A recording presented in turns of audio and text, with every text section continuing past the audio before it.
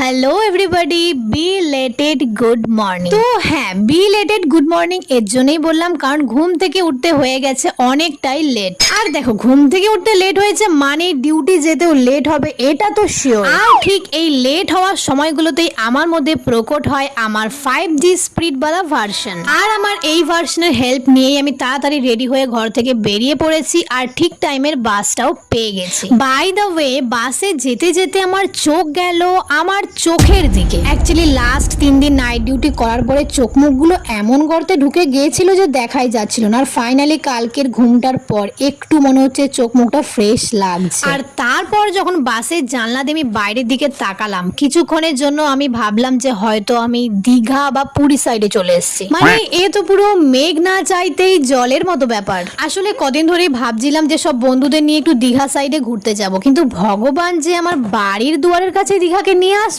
এইটা আমি ভাবতে পারিনি। ভাই সাব, জুলাই শেষ হয়ে অগাস্ট পড়ে গেল, কিন্তু বৃষ্টি এদিকে থামছেই না। মানে কোনো মতে জল একটু সরছে কি সরছে না, আবার বৃষ্টি হয়ে জল জমে যাচ্ছে। এবার দেখো, ওয়েদারের এই লীলা খেলা তো চলতেই থাকবে। তো আমি এইবার ডিউটি করে সোজা চলে যাচ্ছি সন্ধ্যাবেলায়। তো ঘড়িতে বাজে এখন রাত 9:30, আর এখন থেকে ওই 1-1.5 ঘন্টা আগে আমি ডিউটি থেকে বাড়ি ফিরেছি। আর এইবার তোমাদেরকে আমি একটা জিনিস দেখাবো। লুক অ্যাট মাই অগোছালো ঘর।